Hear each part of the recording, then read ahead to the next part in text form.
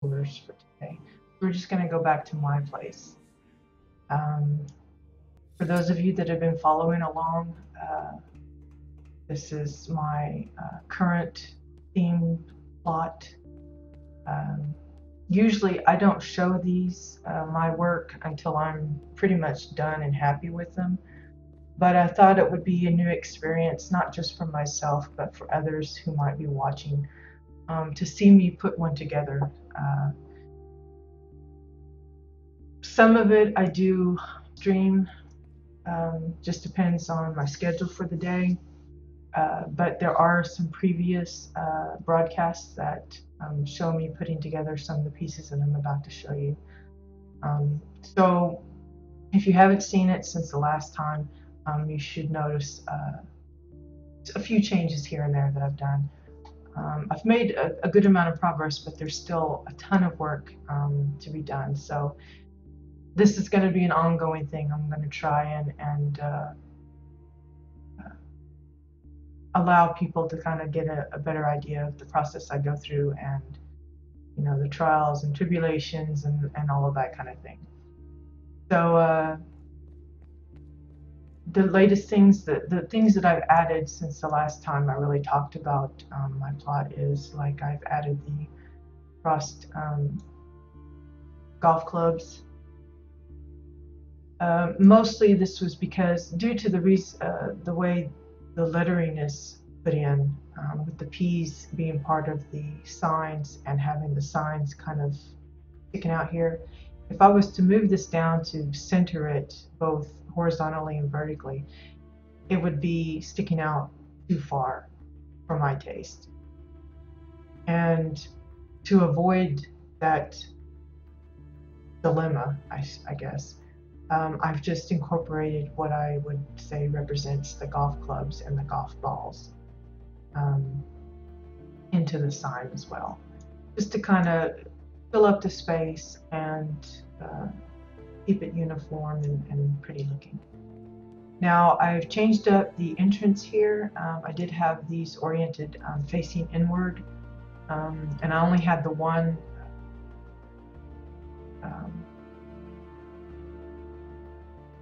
let me reload this.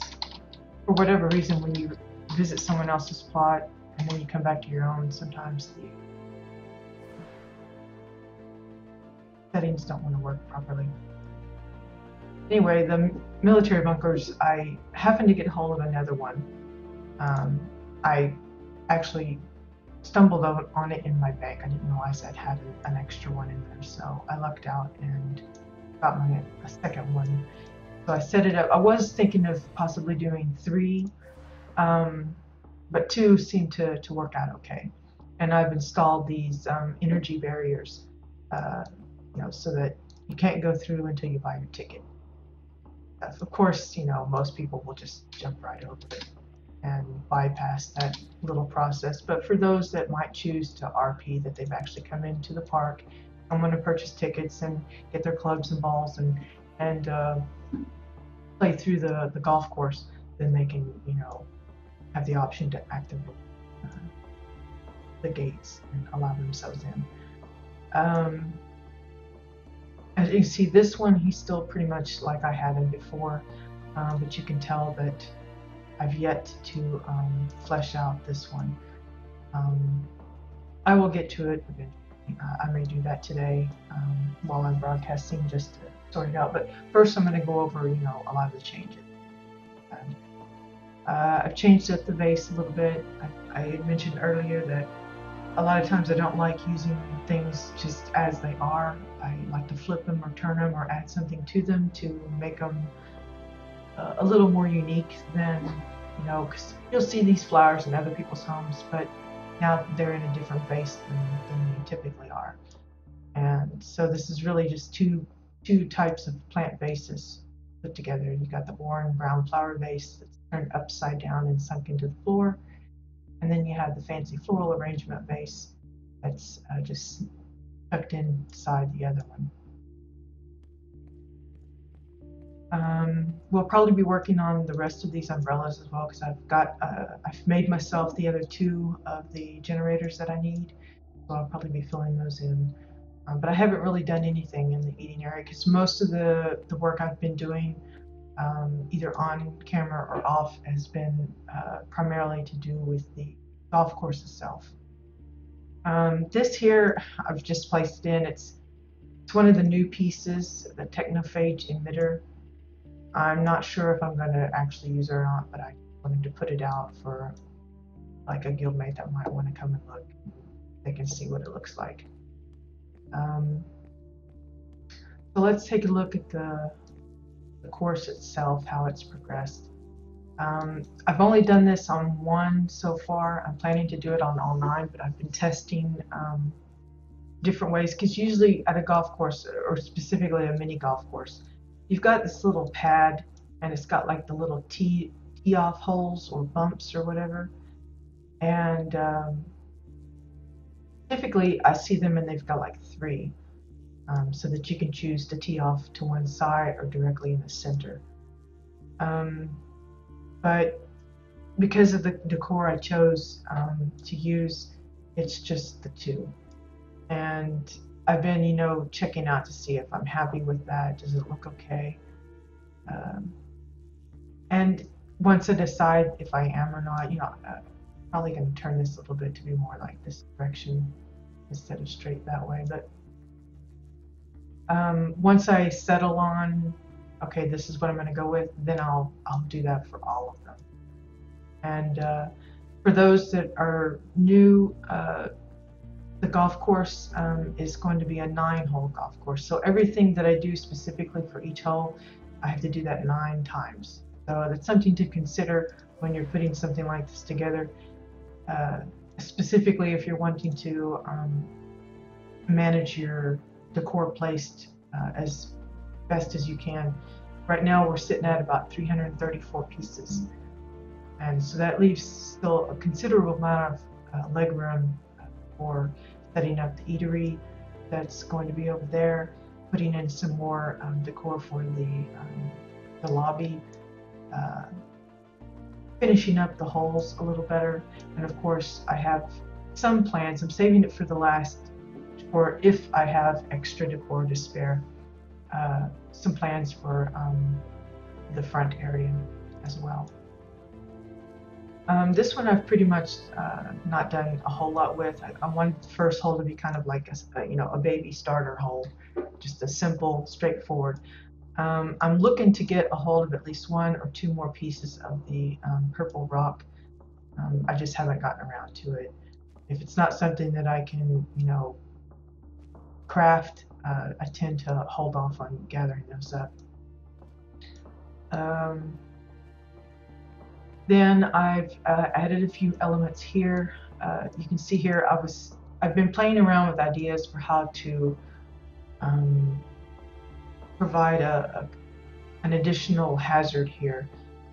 And so these aren't actually going to stay. It was just me testing different kinds of animated decor to get some kind of a strange or interesting effect going. Like, say I wanted to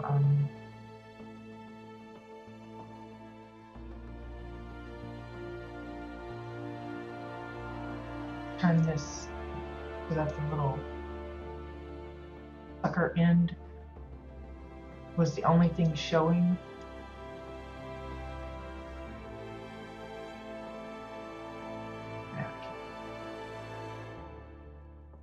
The arrow is very...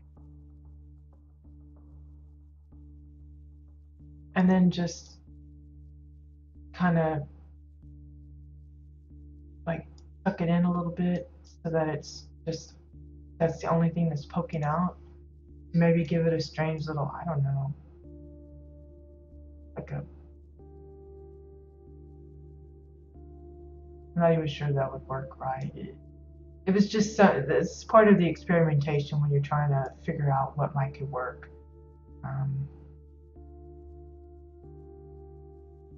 Kind of disturbing, actually.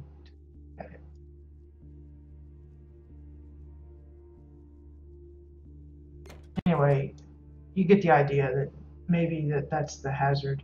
I thought maybe the flower would be at the entrance to the little cave here and would, eat it up. But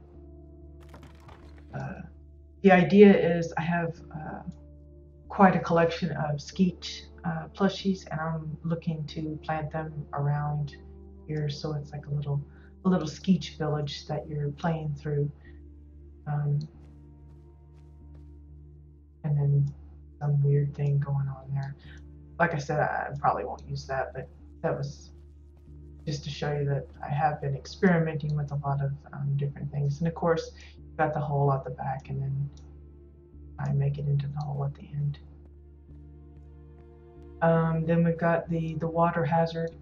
Now here you can see I was planning on getting the water effect that I was talking about earlier with the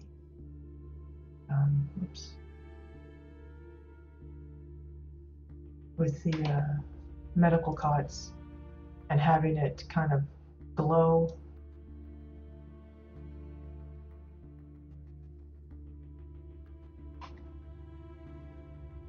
Just to,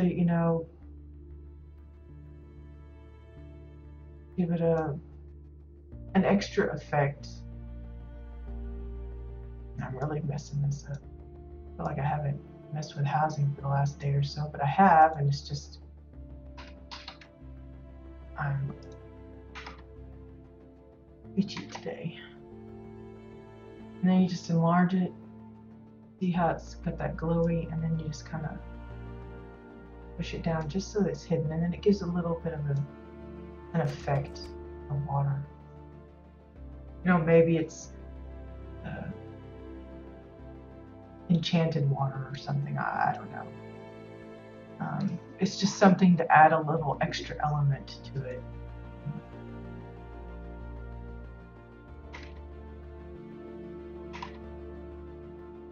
And then enlarge it and flip it over.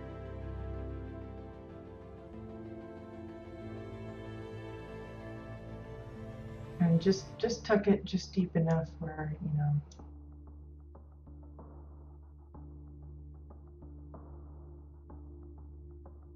gives a little something extra. And of course, you want to make sure that it's not poking out in any other weird places, depending on where you put it.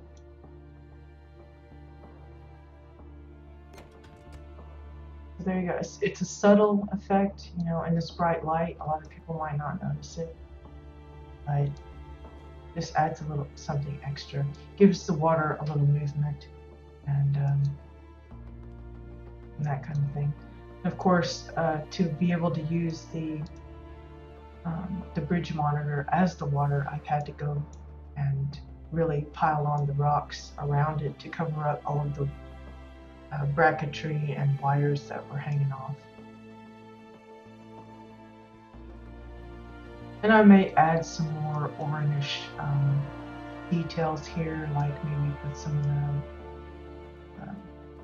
orange fencing or some hugel statues here and there, kind of flesh it out a bit more.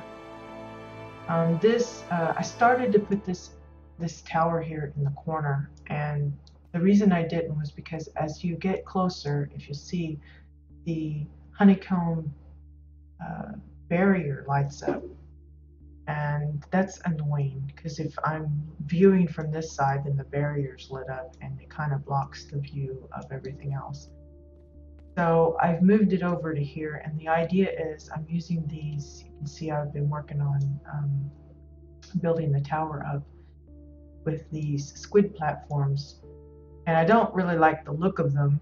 So my idea was I was going to build it up and then cover it with this other material, the Draken curved wall materials, to camouflage it. Of course, once you go into the little door down here, you're going to see that that's not what that is. It's actually the squid platforms, but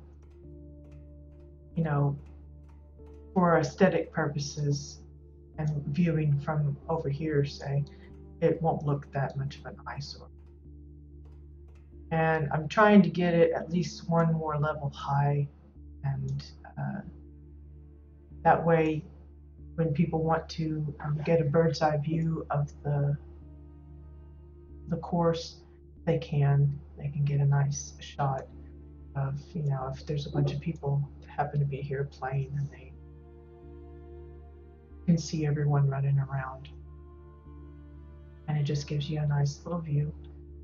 I'm looking to, like I said, build this up with the Draken walls to hide it, and then at the top have some kind of a little deck that they can come out and stand on, and maybe have one of those the little telescopes that they could, you know, maybe have one pointed at that direction to the neighbor's house, and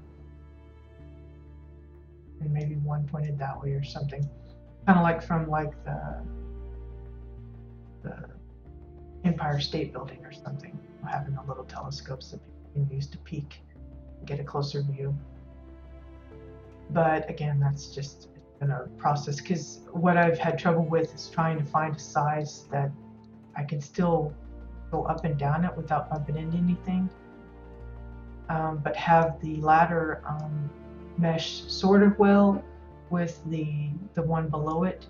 As it is, I'm probably going to have to add like one step. I can smoothly go up it, but it just doesn't look proper. But since it's going to be hidden behind, I may just let that pass. I haven't decided how detailed I'm going to get with the interior, since it's going to be covered for the most part. But the important thing was with the pipes of the top one not interfering with you being able to walk up the one below it. And that's been the most trouble, is trying to get a size that works and won't have people hang up on it so that they can't go up. But I think I found the magic size, and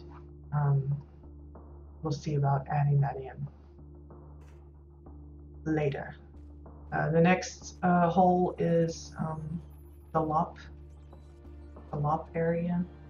Got a few little lops hanging out, giving you the creepy stare.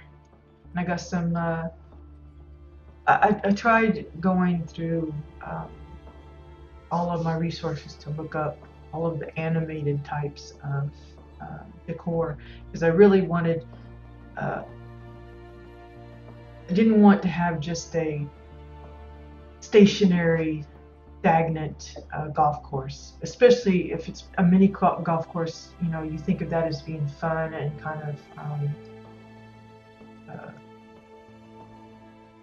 just unique, and as far as like what's going on with it. And I wanted to make sure that I incorporated as many moving parts as I could without going, you know, too overboard. I want them to look like they, you know, have a reason to be there. How well I'm pulling that off is another topic altogether, but I've tried to keep certain types to each, you know, different hole. Yeah, you can see these are just willow trees, I think it is. Yeah, the barnacle willow. So it's got a strange, it looks like little hills, but you know, I can kind of go right through it, and then I'm inside it. I could, if I wanted to get real technical, and like put some kind of a rock or something underneath the bits that you can pass through so that they become solid, but for now I'm gonna leave those kind of details for the last, because I want to first flesh out everything else that I want to work on. So yeah, you got these hazards that you gotta golf through, and then you come upon the next one. This one is the WildStar area. You essentially get to pick which hole you want to put your ball in, and depending on what hole it goes in determines what tube it comes out of. And say, I think the way it works is like 2 of the holes would send you to the hole that doesn't shoot directly at the tunnel, and then the one hole would be the one that poops it out directly so that it would automatically go through, and then you wouldn't have to hit it one extra time to get it to go in. Um, you know, for anybody that decides they want to role play how it works, then they can decide, pass or fail or whatever. Still not sure if I'm happy with this. Kind of got a slight tiki theme, slight WildStar, farmy looking thing. Um, but just to keep it different for each hole, not to have the same thing. I mean, there's no moving parts really on this. Mostly just the idea of it being, you won't necessarily get the hole in one like that. And then the next one is another just play on different effects. This is actually one of those excavators or extractors, I should say. That I liked the animation of the little cones with the dirt coming up. And I thought, wouldn't that be interesting if you had to go through several rows of those just to get to the alligator head, and inside his head is the hole. You have to shoot the ball up his mouth, and then the ball comes out the other side if you make it. It goes right in. And then I've got my little Eldon area with some weird little effects. Most of it's just decoration, but then you've got the tube. And the idea is that the Eldon cube is periodically blocking the hole. So you have to time your hit just right so that it goes through without getting knocked back. Then I have the traditional windmill. Of course, mine's a little unusual looking, but it's what I come up with. And then for the final hole, again, I tried to find many pieces that had movement of some sort to indicate that a high level hazard that you have to make through. So this one's got these, well, it's legs. It's actually the Draken bar sign with the sexy Draken lady. But that's one of the hazards to get through. And then you have the rotating panels of the surge protector going on. I had originally thought I would just use the 3 of these and leave it at that, but then I thought, well, I'm going to see if I can incorporate, kind of get these 2 holes to go together, have a little bit of that extending over, and just tuck her in there. Does it work effectively? I don't know. For now, I'm okay with it. And then of course that's that. So that's the stuff I've added so far. I mean, most of it has just been trying to get an idea of what kind of decor I'm going to put on each hole, what kind of theme, if any, I want to give them, and just flesh it out bit by bit, make it a little more interesting, put a little this here and there, and get it to the to a point where I feel like, okay, done. I haven't even begun really to do anything to the bunker house, which is located, those that haven't seen it before, there's the elevator here. I haven't even started on it. And I'm already contemplating on changing this up again, because I want there to be more of a reason for this particular structure than just as a cover, I should say, for the hatch door. So I'm thinking about restructuring this section to have a little cutout where there would be a Protostar salesman, and have like maybe a souvenir vendor here where you can buy plushies of some of the animals that are found on the park. And have a little door built in here. It wouldn't actually be a functioning one, I don't think. Put one in and then have the little room that he's in with the little cutout window and the little stand where kids can come up, maybe get some balloons or something to remember this special day that they spent at the park. And so yeah, that's an idea I'm playing with. And of course, the lobby will be either I'm going to put a fountain of some sort in, or I may go ahead and go for an aquarium. I'm really not sure about that though, because I want it to be, I don't want to just put an aquarium just to put an aquarium. So I've been looking at Googling up pictures of lobbies of other golf courses and stuff to try and find some ideas of some of the things that they put in theirs, and if it would be a suitable item to include, then I will. So today I think I'm going to work just to take a break from the course itself, and since I seem to be doing pretty good on my item count so far, I think today we're going to work on the eatery area a little bit. I don't know how much longer I'm going to be on, but we'll go for as long as I can manage. So yeah, we're going to start making the parasols for this. So first we're going to start with the solar generators. These are actually crafted by architects.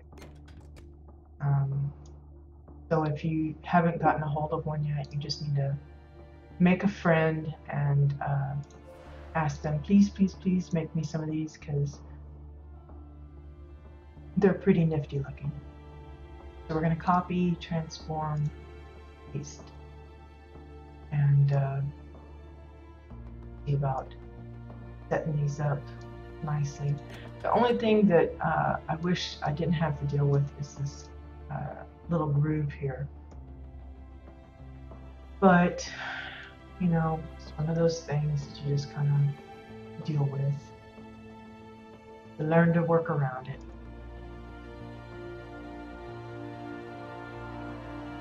Okay, where did you go? Why is he way up there? And huge. Now, is it going to stay there? No, but it moved somewhere else, didn't it? Now I have to go hunt for my table. Let's see. Let me try place decor list. WildStar generator. That one? Okay, he selected something. Well, look at that. He's way over there now.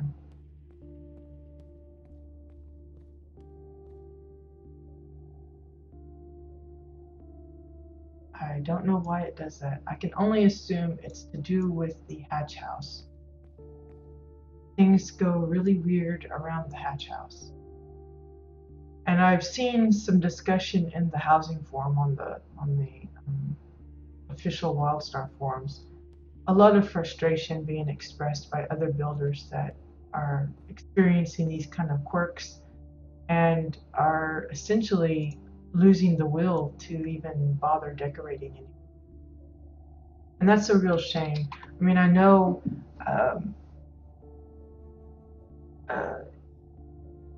Carbine is aiming to fix a lot of the issues that are around, but it's frustrating and sad to see that it would lead to someone.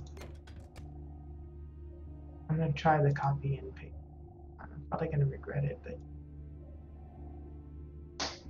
how did that one go? I think I copied the wrong one, did I? I swear, I think I need a nap because I'm doing it wrong. But all I can say for fellow builders, or even, you know, not just the veterans of it, but the newcomers, is when you get frustrated to the point where you feel like you want to quit on the building just because of a glitch or a bug or something isn't working out like you want it, take a break. However long you need, whether it be a few hours, a few days, a few weeks, whatever you need, just take a break, because the system is really it's really good. but every system is going to have its kinks. And if you aren't willing to deal with the kinks, to either figure out how to get around them or to just take a deep breath and move on, then you're going to be in trouble, because with every new edition of stuff, more, they may fix 5 things and then 5 new things pop up.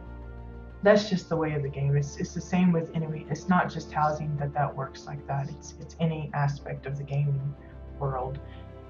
You're not gonna have an absolutely bug-free, glitch-free, perfect performance. That's a pipe dream. There's always going to be something that quirks, that doesn't work exactly like you think it should. True, they should aim for the perfect, but it's unrealistic, I think, to expect that and to let that affect your enjoyment of the game. Because with all of the quirks that I experience and the nail biting of trying to get that to work, and you just want to give it a little punch, I remain a loyal fan of housing. Okay, so got the tables. They're probably not going to stay where they are. I'm just kind of spacing them out so I can work with them. Then we go for the Cassian pillars. For the parasol rod. We already got one, but I need to go ahead and buy another one. Oh. Did I buy the wrong? Yeah, I bought the floor. Pillar. I want the pillar. There we go. I'm going to drop those here and pray that the copy paste works. Like it should. And jump for joy when it does.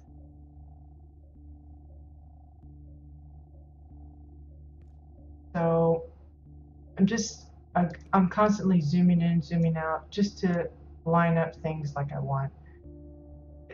For me, again, I do not expect perfection, because for me, that's just not how I work. There's always going to be a little bit of flaw, and I think that's all right. As long as it looks pretty close, we're good. So hopefully that doesn't bug. There he went. He went way over there, didn't he? Let's see if we can drag him back. Come back to me. No, not that way.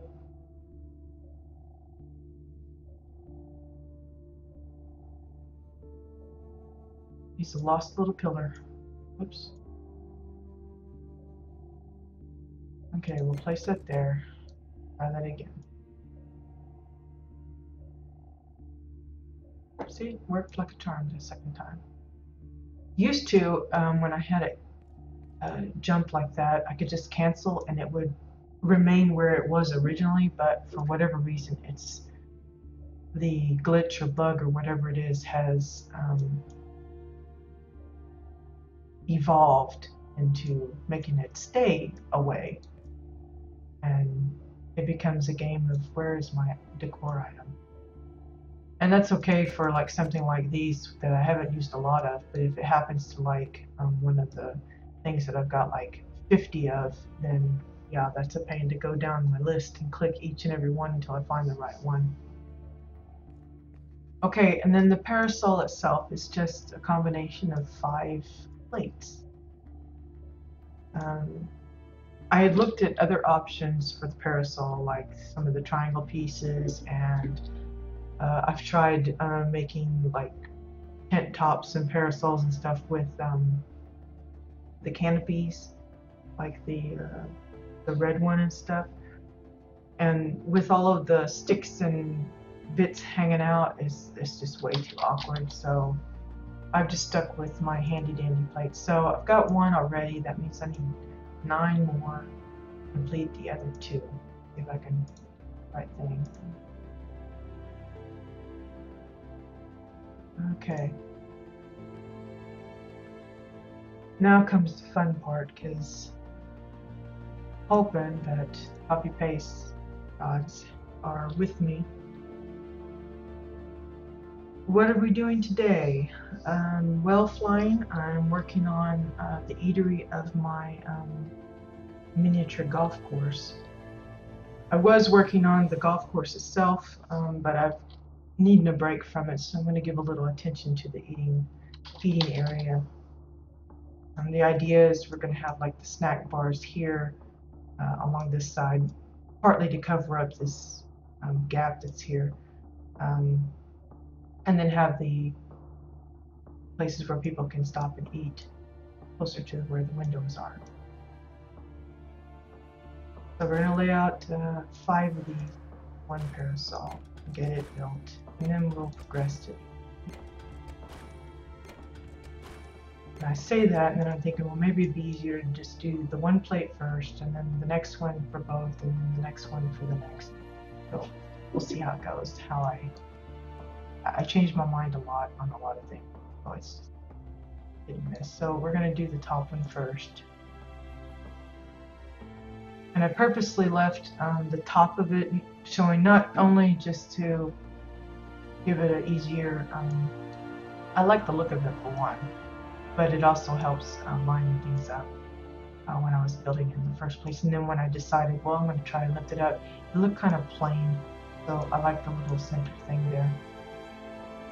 I'm going to try and do that here too.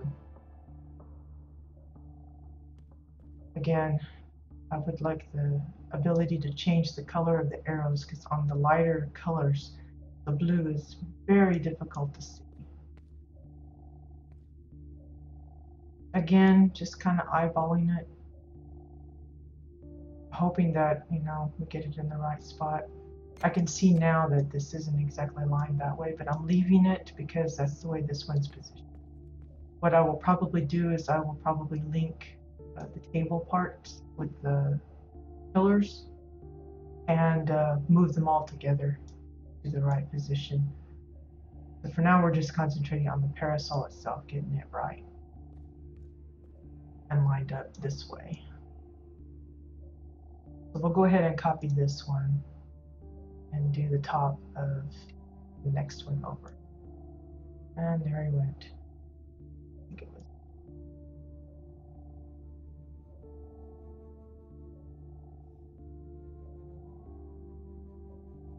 It's a little more time consuming when it doesn't work like it's supposed to.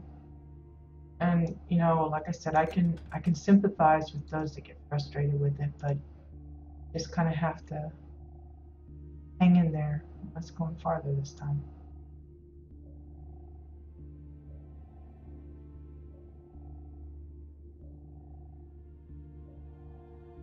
Maybe I'll just do it manually. So let's see.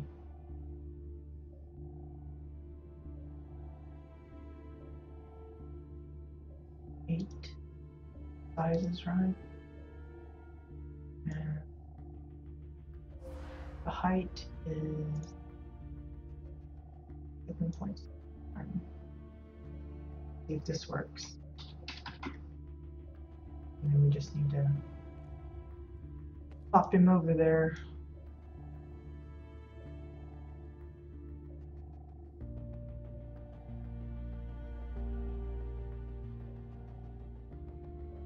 It looks okay that way, but I want to line them up the same as these. So I'm just checking what, I never remember what number goes with what direction, so I always have to pretty close, just like one little bit off.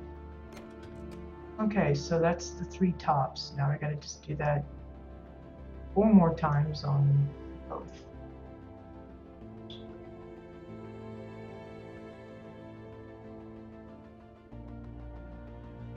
Now these particular ones, I gave a bit of a slant to give it that curved umbrella look. So the top plate really isn't flush completely with the ones below it, but cancel that. I need to move it differently. I'll watch it mess up on the copy. Change it to the world orientation so move straight across rather than. And then you just kind of, or I'm just kind of eyeballing about how much of the blue that I was showing through to kind of get it the same. It may be a little off to the original, but you know, as I put it together, I'll make adjustments as needed to kind of get it the same feel for all three. We'll do that again, second one.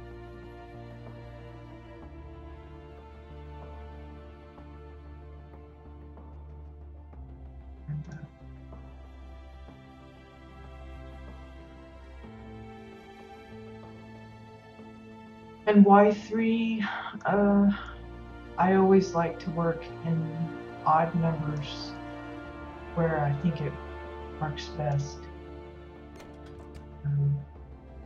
Even is good for certain things, but I tend to work in odd numbers. So 3 parasols rather than having 1, 2, 3 and then having a 4th here. If I add any extras, I'd probably go up to 5. Having 3 here and then maybe 2 in the middle. But I think it might get a little crowded. I haven't really worked out exactly what I'm going to build here, how wide it's going to be.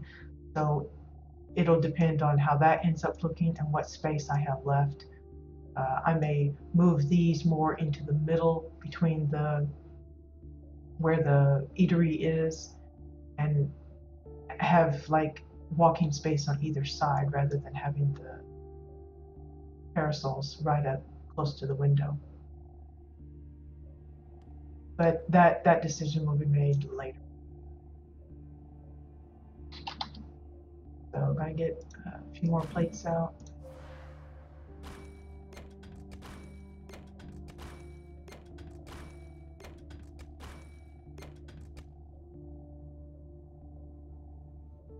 So we're going to go with the other one on the other side.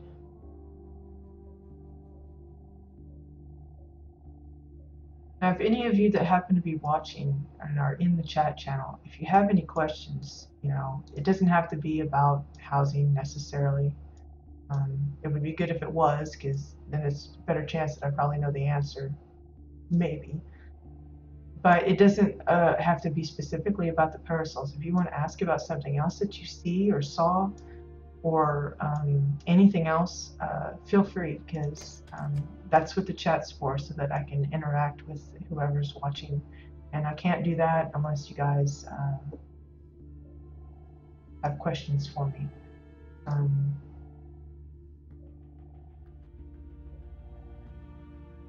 Okay, you just went way out there.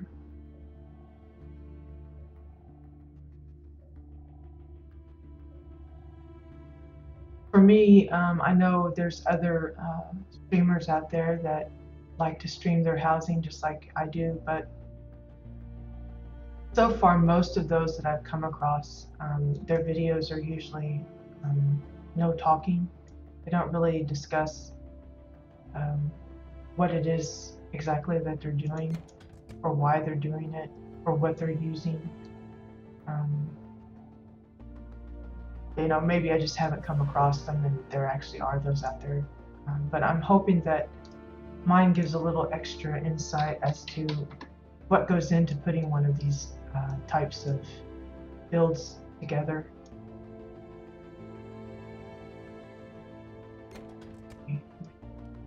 Align it right before I finish that.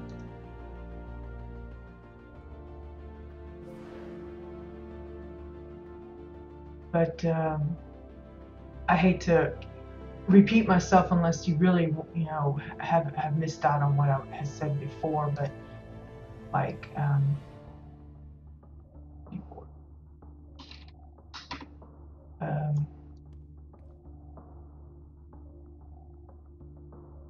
when I go to like say you want to know how did I pick this thing, I actually had written down probably about 5 or 6 different ideas, about what I might want to try this time. And what I did was for each idea, I wrote down things that I thought I might could build, that might could go with it. And I just picked the one that had the most items that I thought I could come up with stuff that might work for. And it happened to be that the pet park seemed to be the one that lent itself the most to a variety of things, not just kitchen stuff, but other things, you know.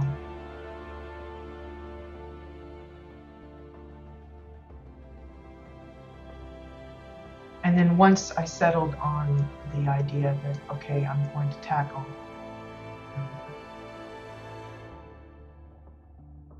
can't see it.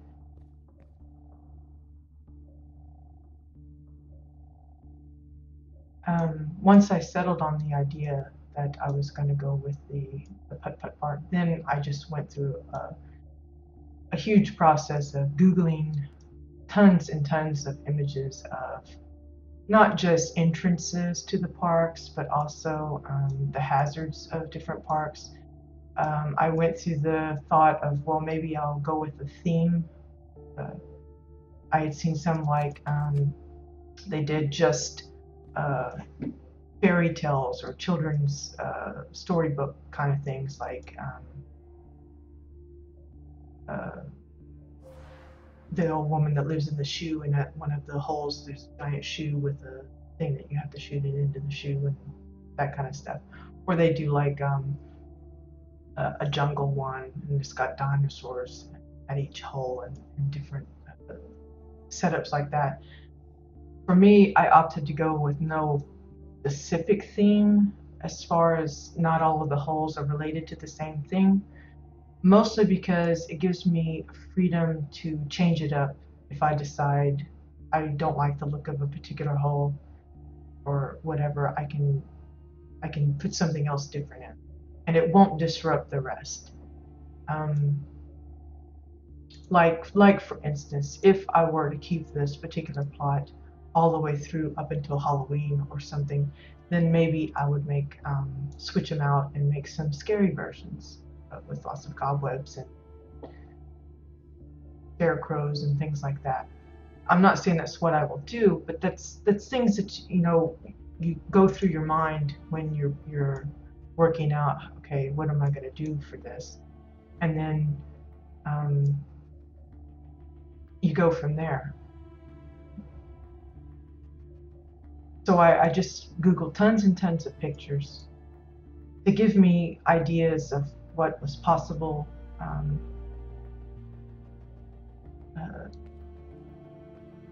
To trigger ideas about, as far as like what kind of decor I might use. Like I said, I did my best to find as many of the animated type of decor, so that there would be some motion going on and not have everything just sitting there. Because especially for like the RPers, having something to kind of bounce off of or interact with helps. So the more I can include animated kinds of decorations, specifically on the golf holes, I think is important. But the more, the better. Of course, I don't want to get to the point where I've overdone it. Again, I want to try and make it look like it's there's lots of things going on, but I don't want it to, get completely crazy. I want it to just be, a place where people can come and hang out and have fun. And looks like I'm going to be a few plates short. So,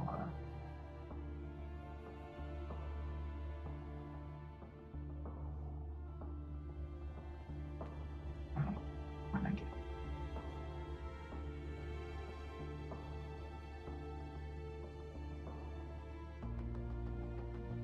so hard to see the blue arrow. That mess.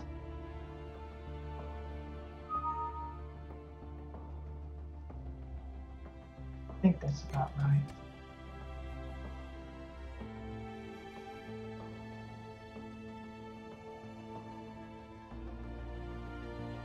Okay. Now I need one more plate.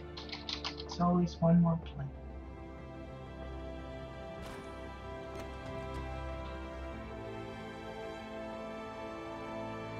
I didn't want in there. Oh, and I went down below, didn't it? Okay, that didn't even work, did it? Try that again.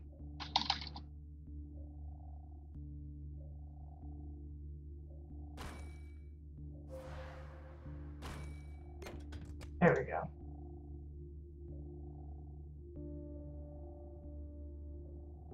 As much as I do this, you'd think I wouldn't have any problems with remembering what to hit and what not to hit. But no, it's like a new learning experience every time I step onto the plot. Winging it, always winging it. All right, so that's the 3 parasols then. Now we're going to see about fixing if you can, yeah, it's, whoops, not a lot more there. It's a little off center, not by a whole lot. Really, in reality, I'd probably leave it just like it is, and most people wouldn't even notice. But since I spotted it, it's gonna irk me a little bit.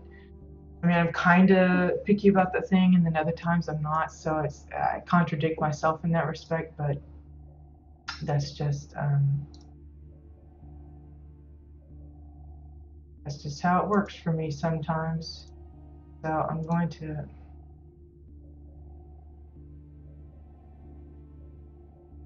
see about linking all of these bottom parts together so that I can move them all at once. And hopefully this doesn't like wig it out, because there are some instances where you will link a set of decor together and then you move it, and then the piece that's the parent will be fine, but all of the children of the linked group will strangely resize, and some I've even had turn to actually change the rotation a bit. So it's always a little bit of a gamble. So always be mindful of that. See, like, I think that resized. See how that happened? So don't just automatically accept it. Make sure you check that before. So it looks like I'm going to have to do these separately, just so that it doesn't modify it in that way. Again, this is just one of those quirky bugs that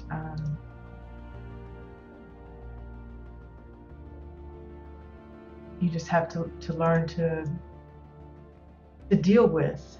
So let's see. We're just gonna move it one piece at a time, I think.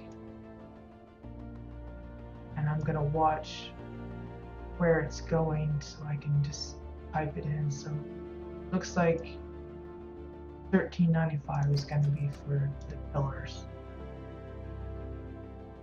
It isn't even.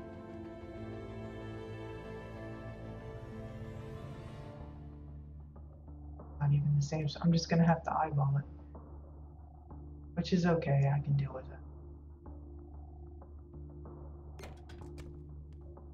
But just so that they're a little more centered than they were.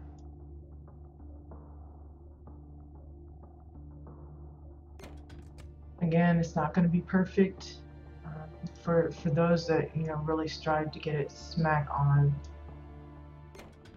For this particular kind of build, it's not, for me, it's not that important. Now, if it's like a wall and you're trying to line it up with the wall next to it, if you've got it slightly off, sometimes that's pretty noticeable, depending on where you're standing and how you're looking at it.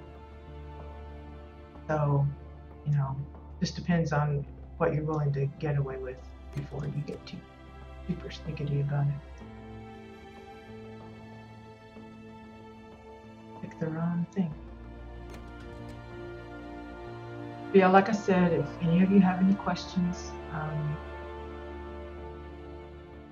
or suggestions, like I go off of the amazing exile builders list for, as far as houses that I've been touring, and mostly I'm specifically going for those houses that uh, haven't been in videos before. Because there are several that are on the list that already have been showcased either in uh, the Javits Housing Contest or in videos that the owners themselves made. And I'm trying to hit those homes that haven't had any kind of publicity other than me shouting to everybody, you need to go here. But if you have homes that aren't on the list that you think should be and they're public and I can get to them on the Javits Exile side, feel free to point them out, because the random house visitor thing, in my opinion, is severely lacking in variety, because it seems like if on a day that I set aside to visit all of these random homes here, I'll see the same names pop up, same ones over and over and over again. And every now and then I'll get a list that I'm like, wow, there's so many names I don't recognize. It's like the algorithm isn't completely random. It's just like it picks up certain things and it just doesn't, give you some new names. So there are bound to be ones that I've just not come across yet. Or you get into the thing where maybe the homeowners, because usually I go by the name of the house. This is one way to get people to visit your home. If you give your house name something different, interesting, not just my house or Bob's crib or Bob's amazing house or something like that. If you give it something like Evergreen Wood, or has RP attached to it, or something interesting that sounds like, hey, that might be something I want to go look at. That's one way to get people in the door, because that's usually the houses I go for first. But there are some like there's like 3 or 4 that are called the World's End. And to me, that sounds like a bar, a tavern thing, or maybe like a doomsday thing, like the one I visited earlier. And I know there's like 3 or 4 of that one in particular, because I took the time to write down the different homeowner names to make sure I wasn't like seeing the same one over and over.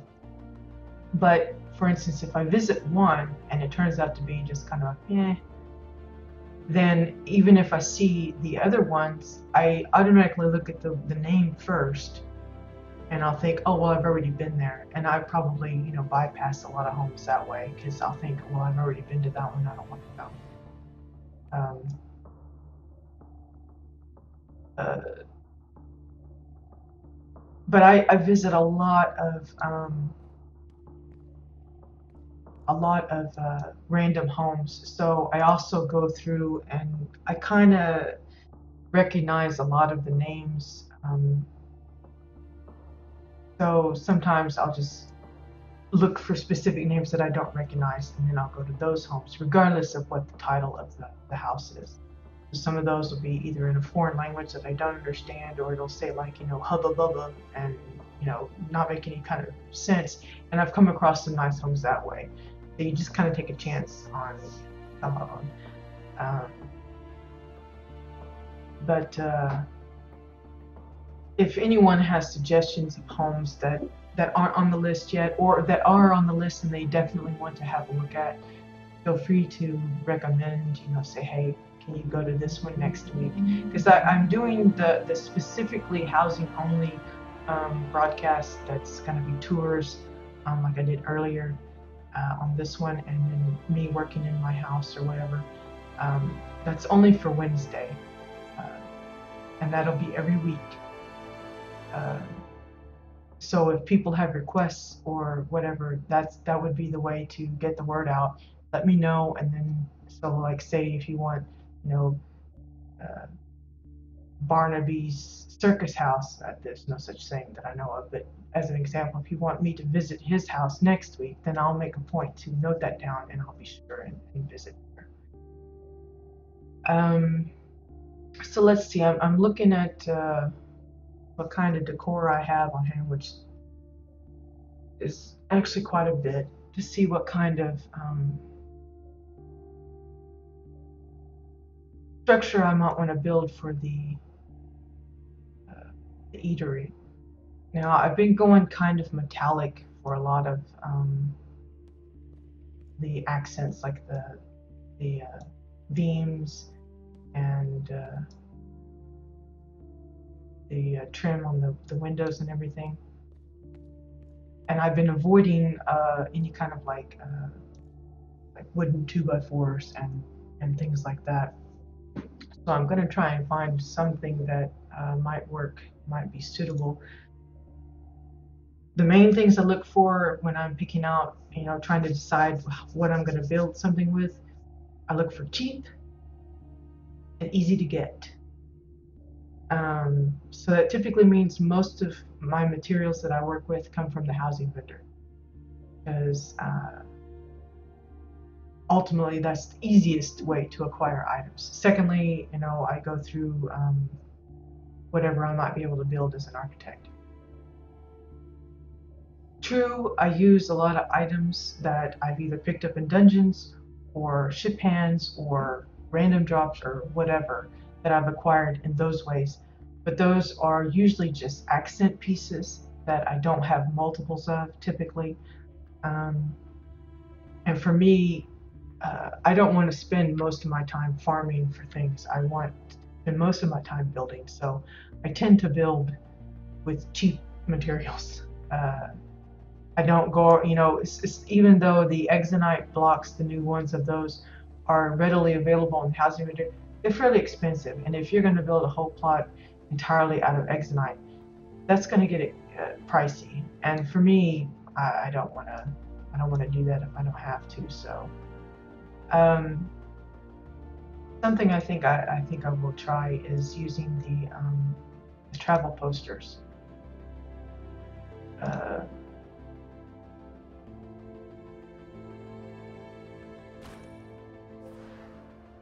They are kind of a metallic looking back, and I could easily add things to it to make cabinetry and stuff. I'm thinking that might be a way to go. It's just I don't know what all exactly I'm going to need to do with it to make it work like I'm thinking.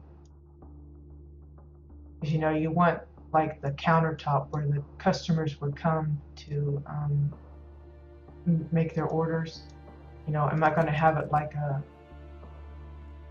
pickup line where they come in one side and then they go through and grab what they're wanting, and then at the end is where the register is, and that's where they go and then set up the different places.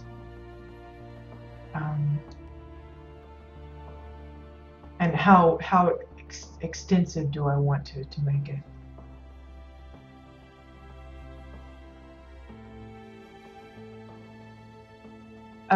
Yeah, raising money can be an issue for a lot of people. For me, while it might seem that I have a lot at hand, I'm pretty stingy. Like I said, I like to build cheap, so I tend to accumulate, but I don't spend as, a lot of people will, if they get a plat, they immediately, it's burning a hole in their pocket, and they go, I gotta spend it, and I want this and this and this and this. And for someone like me, that if you do a lot of ship hands, or you do a lot of adventuring with your guildmates, tons of questing, if you do dailies regularly, if you're at level cap, those are great ways to earn money. It may seem like it's slow going in the beginning, but just a little bit that I do, I can see the increase as long as I'm not spending. So it does take time, especially for those just starting out. I mean, you get your first opportunity to delve into housing at level 14. By level 14, most people don't have a whole lot to invest in. And yes, that's disappointing for a lot of people, but housing isn't something, well, for me, it's not something that you just snap and it's there. You have everything immediately. It's a long-term kind of project. But as you go up in level, and especially if you are a regular quester, or if dungeoning and ship hands, especially ship hands, they're pretty, they're quick and profitable with all of the, if you do a salvaging all of the equipment that you don't need, then selling off whatever you get out of the salvage, that adds up. I mean, it starts off small, but it adds up. And that's how I've accumulated what I have. And like I said, I tend not to buy a lot. I try to avoid it when I can. Yeah, crafting has its costs because of the additives that you have to purchase to be able to land on the pieces that you want, but it's minimal compared to going to the AH and saying, oh my God, there's that piece I want. It costs 5 plat. I don't care. I'm going to buy it, and then you're broke again. You don't want to. For someone that is starting out, I wouldn't advise that. I would advise find a way to build what you want to build using the cheapest items you can use that you can get a hold of, and start off small. A lot of people feel like I hear people coming in saying, oh my God, your house puts mine to shame, it makes me not want to. Don't worry about building a full plot. No one says everybody has to build. Start small. If you've got a pre-made home, add a deck, or add a garage, or add a little picnic area. Don't use a fab kit, make your own. And that gets you started. You just get a taste for it, and you don't have to go all out, so it doesn't cost as much. The cheap homes, you don't have to have a bunker house. The bunker house is like 3 plat. That's a big chunk for a lot of people. And usually, like for me, now that I have it, I haven't changed it to anything else because I don't want to cough up the 3 plat again. I did it once and I'm like, never again. I don't want to do that if I don't have to. Same way with modifying the music, the walls, the wallpaper and things like that. If you can stomach it, go for the cheaper options. Just because you have a Protostar related home doesn't mean you have to have the Protostar tune that might cost a little more than a regular tune. Only do that when you can comfortably afford it, because you don't want that extra pressure of financial issues coming into your enjoyment of building. You want to be able to calmly and comfortably building as you go without having that kind of, I wouldn't be able to handle myself if I had to constantly worry about, can I afford that? Yes, I'm at a point now where I can probably afford whatever I want, but that's taken months for me to accumulate, and I've gotten to the point where now I've just started to get back into doing dailies, but that's mostly because of the new area, and I want to work up a reputation with the new factions so that I have access to any of the goodies that they might have there. But again, if you are going to work on reputation and things like that, check out what all they have available. Maybe the top tiers don't have any new decor that you just have to have, and so you can kind of ease back on that and concentrate on other things. But like the contracts, those are really really quick. You can pick up, you don't have to always do the ones that require group input, like the 5-man or the 20-man ones. You can go for the little easy ones. And as you're doing those, you're also getting money and loot and gear from the drops of the creatures that you're killing. And so you're building up your funds, but it doesn't feel like that because you're doing these short little contracts or whatever. And ship hands, again, is another good way of doing it. It's harder for those that are kind of like me, who tend to spend most of their time on the housing, because when you're at the house, you're not earning. Um, and it's also difficult for those that don't currently belong to a guild or have a group of friends that can reliably go with them through dungeons or through ship hands if they need the assistance or whatever. Um, so yeah, there's all kinds of factors that play into who can afford what and how quickly. A lot of people, I don't know how they do it, I'm not very good at it, but a lot of people do what they call playing the auction house or the commodities exchange. I have sold a few things, but not on a regularly consistent basis. Like, I'm an architect, but most of the stuff I make, typically there's like tons of it on the auction house, so it's not like I can, make buku bucks off of it. Sometimes if something new comes out, then you might get a little bit of a bigger profit at the beginning, but eventually, as the market floods with those particular items, it becomes less and less valuable.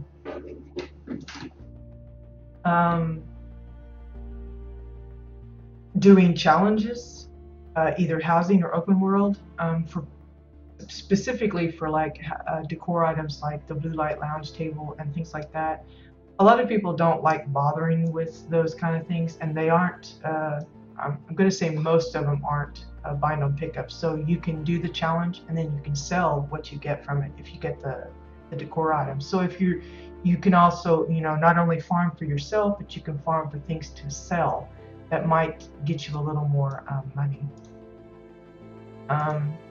But yeah, mostly my advice is just save what you can as much as you can, and don't spend what you don't have to. Just because it's shiny and pretty looking doesn't mean you have to have it.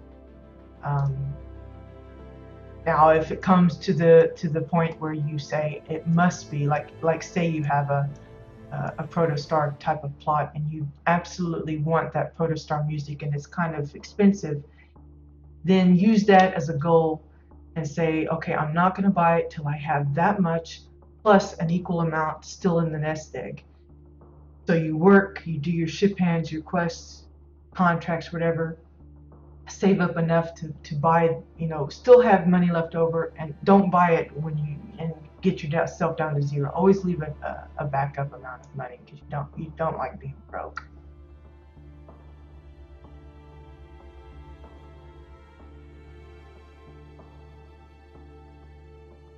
Yeah, I don't know the situation of other guilds on Jabbit, because I'm in one. I have been for many months now, and they've been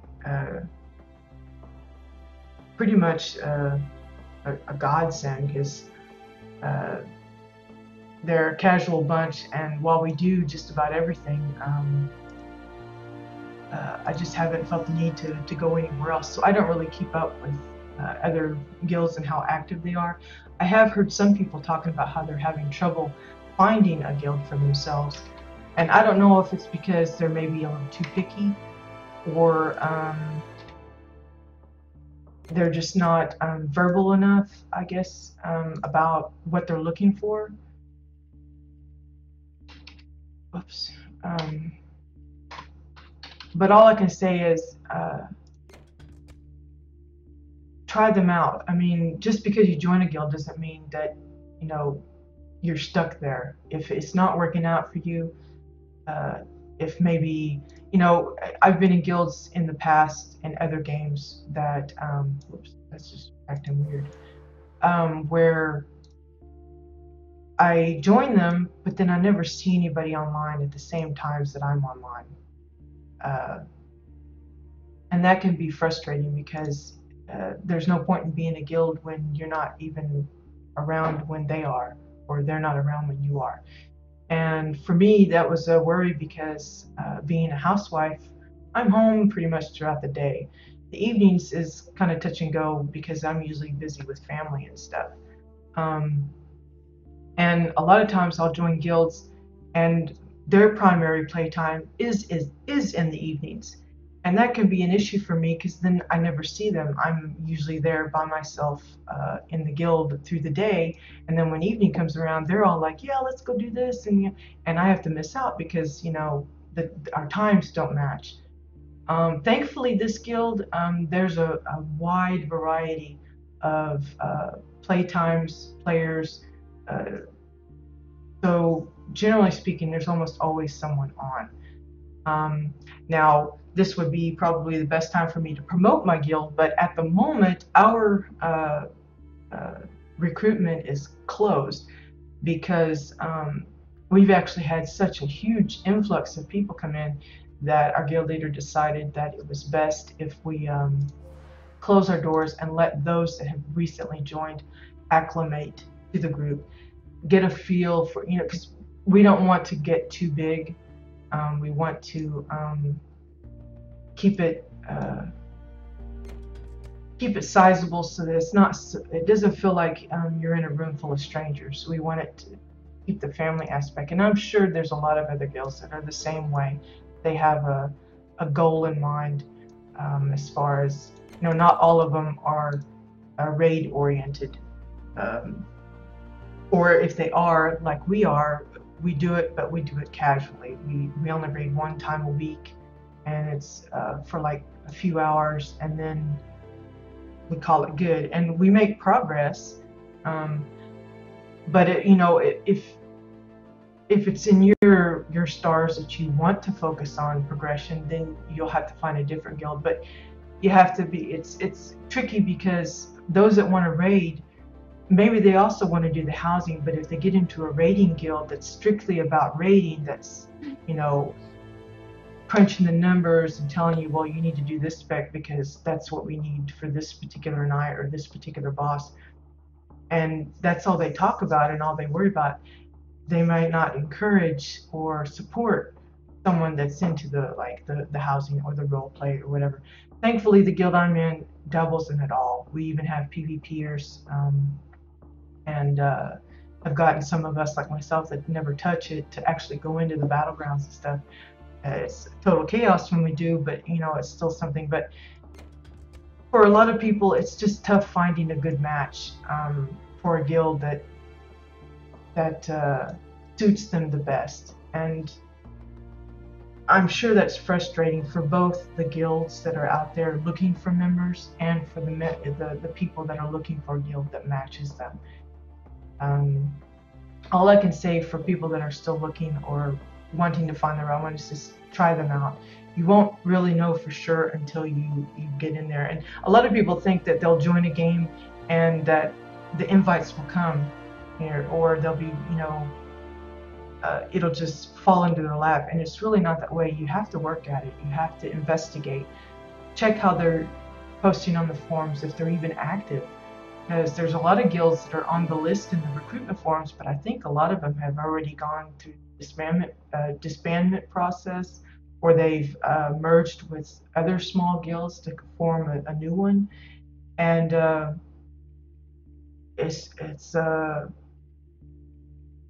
wish there was a way that they could better monitor what ones are still active, so that people that are looking for them actually aren't wasting their time on those threads that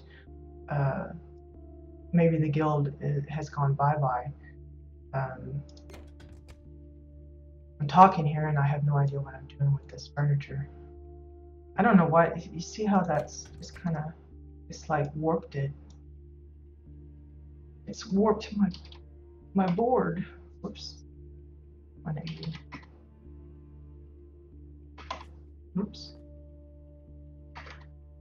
But yeah, 30 people online at one time. That's pretty crazy. I think the top for us was on the night that drop 5, the latest drop hit. I think we had a total of 27 online, and the chat was just, it was nuts. It was so hard to follow along with people's discussions because there was just so much chatter. It was just zooming by, and for me, that's almost too big. I play World of Warcraft too, and I see a lot of people specifically looking for those large guilds. And of course, in the beginning, I think that was more to do with the perks that came with having a large guild. But from a point of view of someone that wants to keep up with whatever conversation is going on, having hundreds of people online at the same time, that's just unreal. I would feel like I would be lost in the masses. I wouldn't want to be like a number, to a guild. I want to be a member, not a number. And I think our guild is, where did it go? Back over here. I think our guild is coming to a threshold where we're at the point where we're almost too big. And that's, like I said, it's one of the reasons why our guild leader has closed up our recruitment for now, because he's evaluating whether or not we want to bring in more people or not. And that's a tough decision because, you see these people that sound like they would be well suited to the guild. And then, so you want to give them a home, but you just can't, you can't do that for everybody and have it keep that same small, close-knit family feel. I mean, some guilds maybe they can do it, but for ours, it's been a bit of a concern that people have had, that they don't want it to become so large that they just don't know anybody anymore. I'm just kind of playing around with sizes right now to see about countertops, how wide it should be. And I'm using my Orin.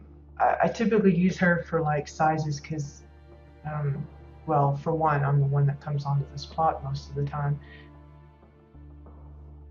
But I'll probably make it a little taller because I know most of the other races are fairly larger, and it'll feel like they're coming into a kiddie place if I leave it too low. And since this is supposed to be a public place, I want it suited to the majority of who might come around. Maybe if I raise it up where it's like right at her head, maybe I'll have a little place intermittently where there's like a stool that I can stand on and go, hey, I need something.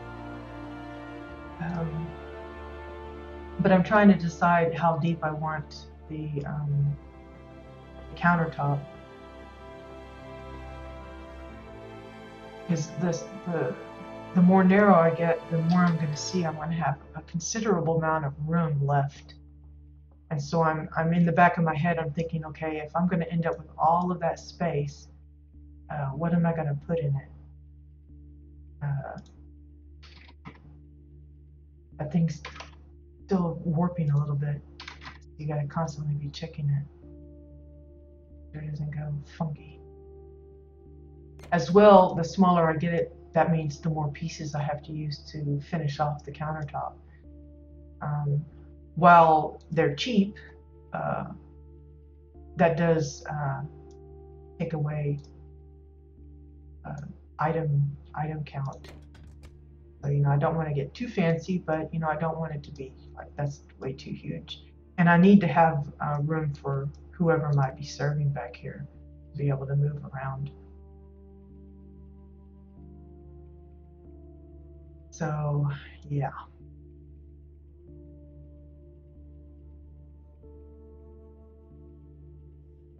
Ugh, that is really weird how that.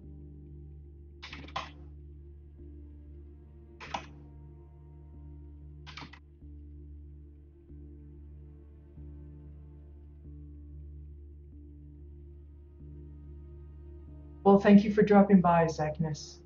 I hope you enjoyed whatever, parts you saw.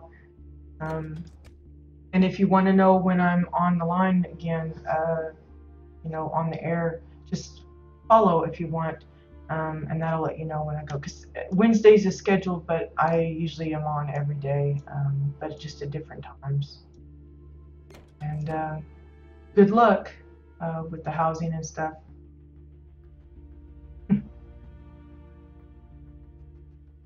Okay, so it looks like I'm going to need probably 3 finish this off good. But we'll get another out.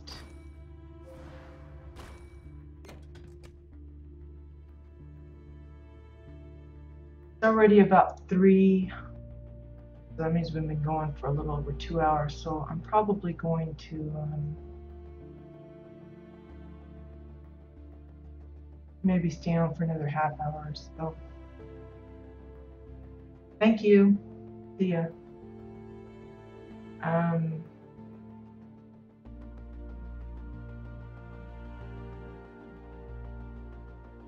Because as I said before, I'm usually here by myself, but as the afternoon wanes on, family starts getting home and it gets a little loud, and I don't want that coming through on the microphone. So as you can see, I don't wear a headset. They hurt my ears, and so I tend to just use the mic off of the webcam.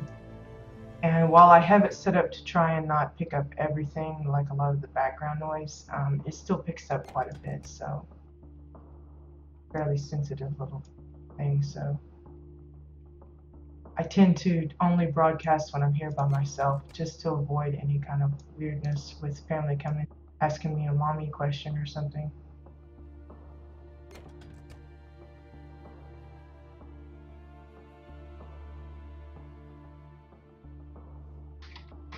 I don't know if it's because of where I have these pieces in particular located, why that's working like it is, but it's super annoying.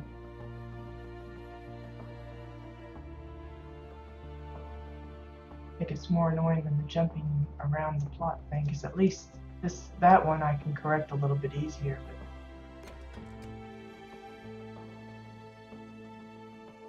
this is something else.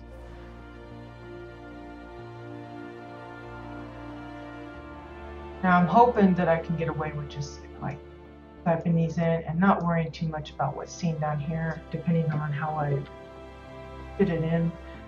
You know, I have this cabinet area, bar, whatever you want to call it, set up where it looks one way this way, but maybe I'll put like a regular little chest or something underneath on the other side, so that I don't have to go around and build up every edge of this thing. And then, you know, I'll probably have this side open so that whoever's serving can come in on this side. But maybe rather than just having it completely straight, maybe I'll have it come out and then curve it out this way and then straight. I don't know. The strange idea. But I'm thinking like on this end, possibly having like, this is where you pick up your tray and then you just slide it down the way, and then, you know, this would be where the different food items are, and you could say I want one of those and one of these, and then I want this soda drink, and then this is where you get your napkins and your little ketchup packets, and then this is where you pay for it, like a little cafeteria thing. I'm trying to avoid, you know, just slapping in a bar or slapping in the usual things that you would see in this. I want to build it up to make it look specific to this plot, but also interesting and not just thrown together either. So let's see, what kind of containers do we have?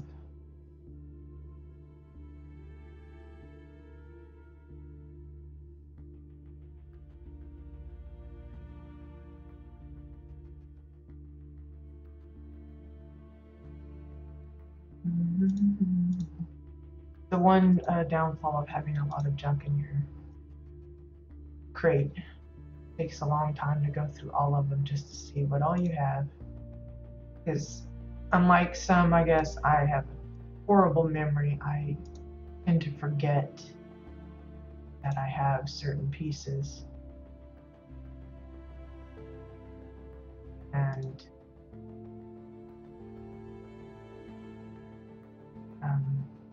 that can be troublesome.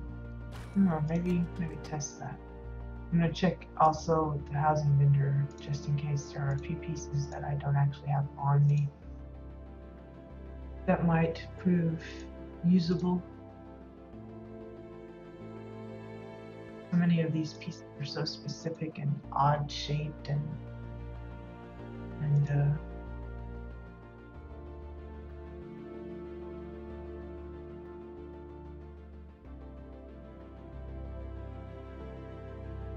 the shipping crate's nice, but man, it's $2 a piece. It's so cheap. Of course, if I use it well, I probably would get away with using fewer of these. We're gonna try one. Just to see. We're gonna try this one too, just to kind of get an idea. Oops. 180.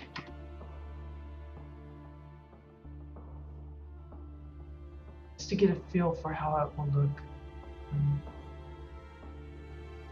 tucked in. Does it look like a cabinet? Does it not? Are there weird pieces sticking up? Does it not, you know, sit flush? Does it sit too flush? It's just little things like that. And really the only way to do that is to just get it out, try it, see how it looks.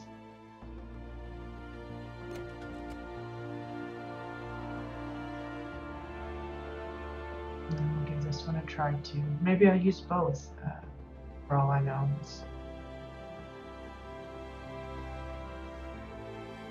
That's what the trial and error is. This is a big part of my housing process, is just, you know, guesswork. Because sometimes I'll, you know, if I'm going to make a pond, I can pretty much know, okay, I'm going to use this monitor or that monitor for the water effect, or that table for a waterfall or whatever. But when it comes to things like cabinets and stuff, there's just so many ways you can go. It's crazy to try and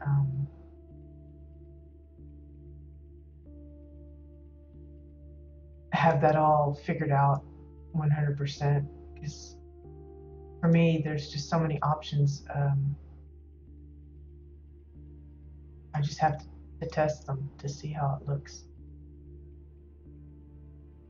Yeah, see, while this would mean fewer used, the handles are a little low for the size. However,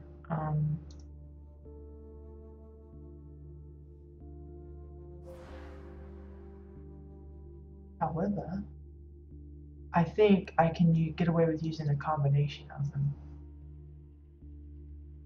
And maybe adding some custom handles to certain parts.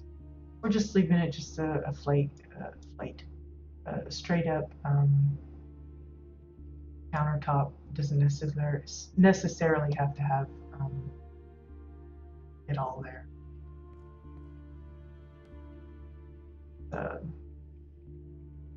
So, on that note,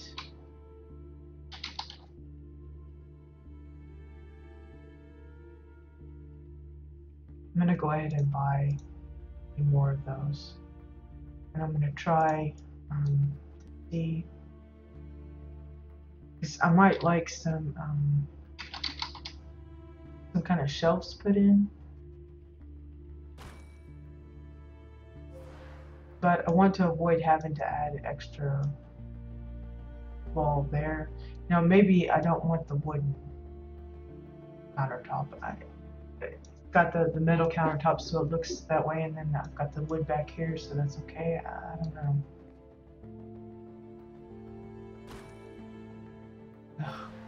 Placing it.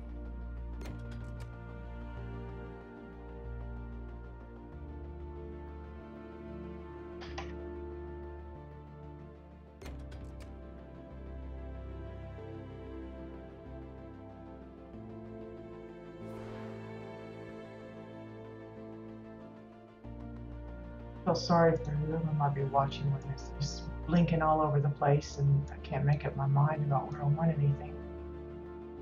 But I can't help it. I just like fumble with it. Not my fault. The reason I'm tucking that in is because I know I'm probably going to need another poster there. I don't want it to be flush, but not like poking out funny. So now I have the two large wooden crates, and then I've got the metal one. I'm just gonna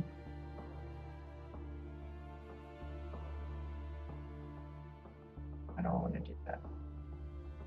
Position it kind of in the center. So yeah, you got like multiple handles there. A little overboard on the handles, but that's okay.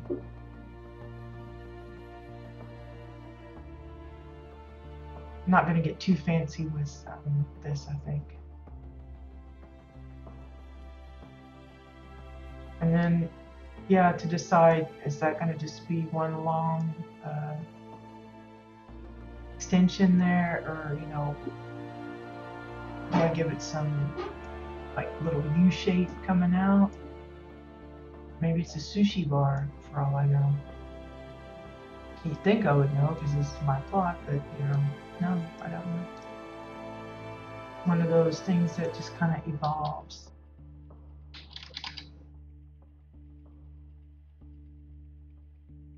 And I may start out with this and then, whoops, not called a poster, under the travel.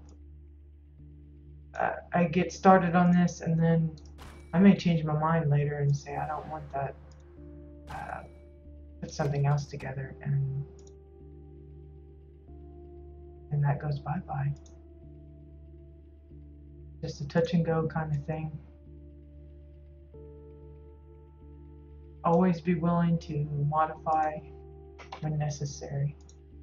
When something isn't working, you know, you trying to make something and it's just not working like you think, maybe just look at it from a different perspective.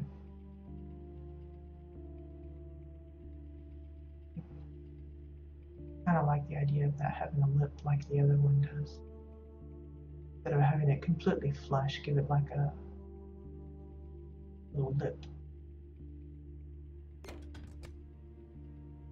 Yeah, there, that's finished off nicely. And then, you know, then I'm thinking, okay, if this is going to be the countertop, and even if I raise it up a little bit, it's still, it looks small, doesn't look as grand. I mean, what's all this space for?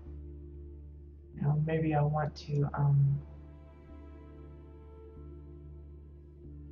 you know, this is a pretty thick wall.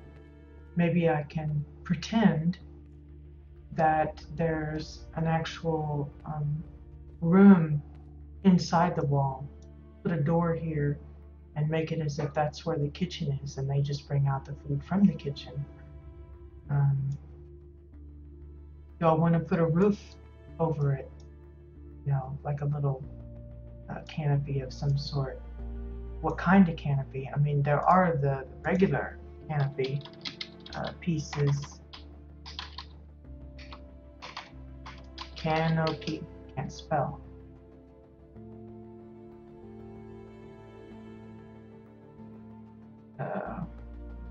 The red awning, I think it is. Red shop awning. Quite a few of those that I could play around with. I mean, would that actually suit this thing? I think it'd be more suited to like a carnival. The lights. Yeah, I really don't like that. But maybe I like the lights. Maybe I like the way the lights work, but I just don't like the red and the bars hanging out. So I could use this as a guide. Let's see. That didn't work at all, did it?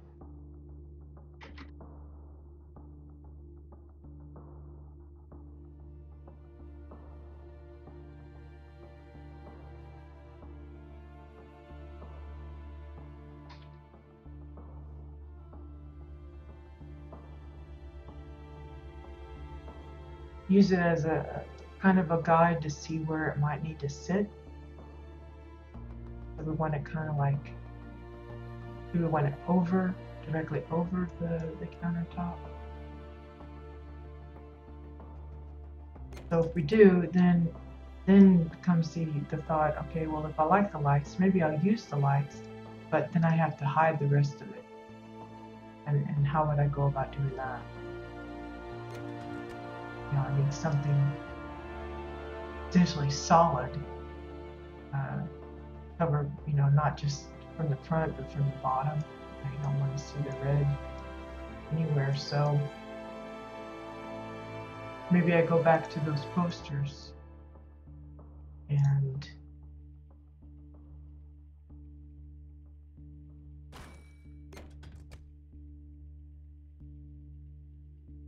you know, just follow the theme through with the metal look. Ugh. Strange.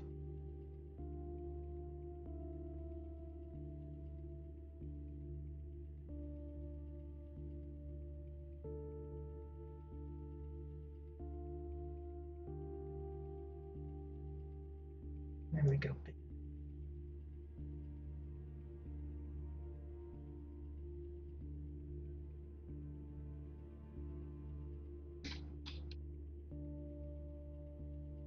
Adjust the curving there. Yeah, maybe we have a big metal canopy.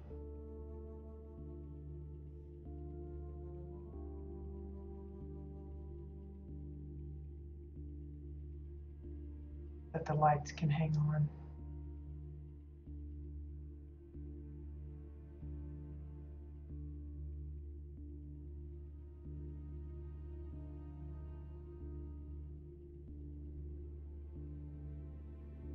Gonna be tricky. Tricky.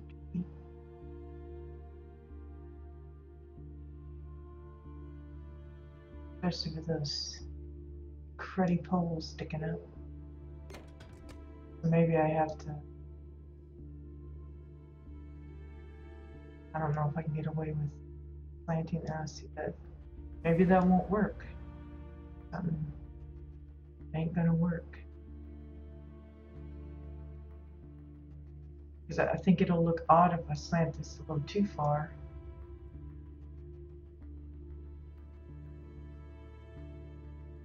See if I can.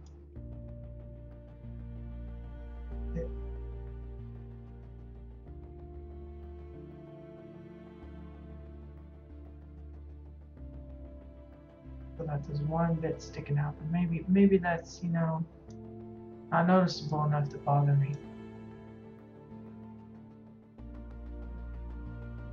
Probably will, but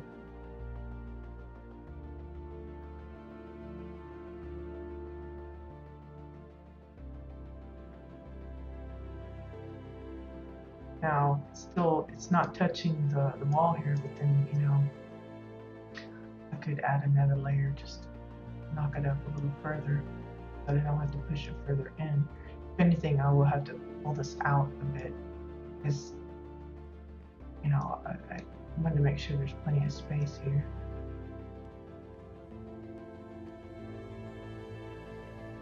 So maybe it's like that, and then we'd have to have another one.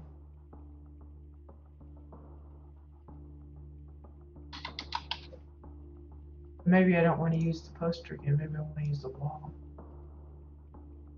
Because with the posters, you always have to worry about the other side showing. You have to use basically double posters just to get the effect that you want. So maybe I want to go with a wall or roof looking piece. So, what kind of wall or floors can I use? Go to building blocks here. Limit what is there. You got the Draken wall. Possible. Granok.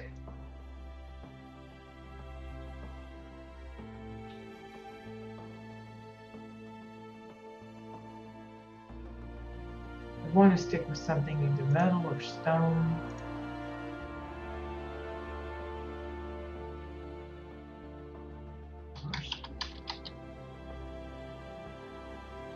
I've used quite a bit of that. I don't want to use that as the roof if I'm using it as the floor, so there need to be something different.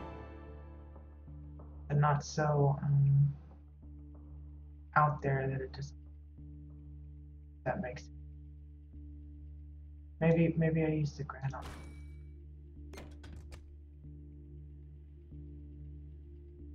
You know, I'm also thinking about the dark on dark. I want something that'll show up.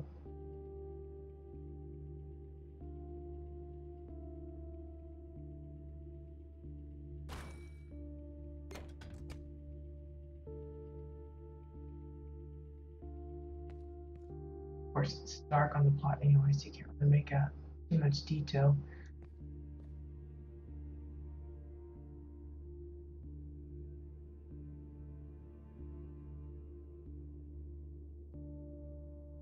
Decisions, like looking at swatches of paint for your house. Do I want that color? Do I want this color? That pattern?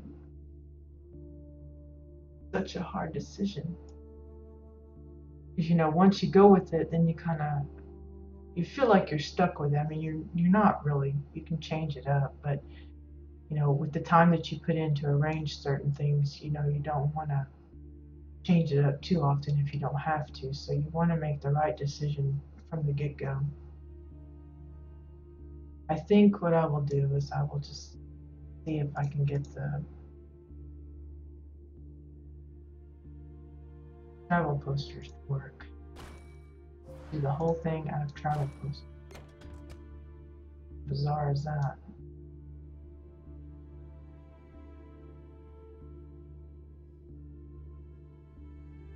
And like,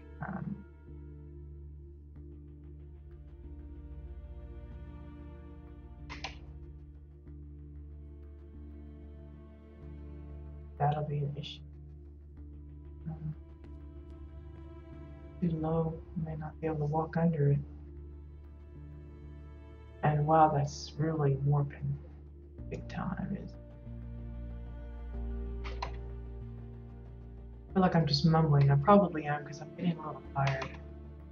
I've been at this, well, I've been in the game since like 8:30. And while that might not seem like a long time for some, it's, for me, sitting here this long just to make sure that I'm online to broadcast is a feat for me, because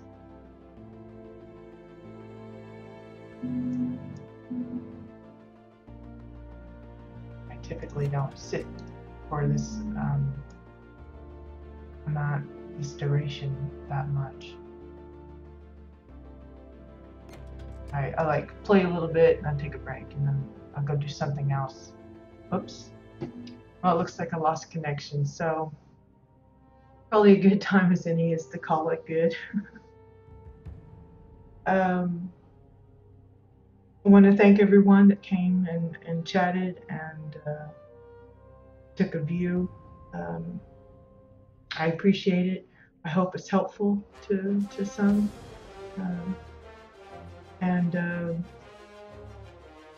I'll see you guys next week for sure. I'll probably be on all the days in between except the weekends. I kind of reserve the weekends for just my time, but especially through the week, you know, Tuesday through Friday. You'll probably find me on here too, but I don't have a set schedule for those days, for any day other than Wednesday. Wednesday is for sure always 1 p.m. CET time. So if you want to make sure that you don't miss a broadcast as it's going live, then be sure to follow the channel so that you can get the alerts. Otherwise, just check back later or check out the archived broadcast or the highlights. Until then, see you guys. Thanks.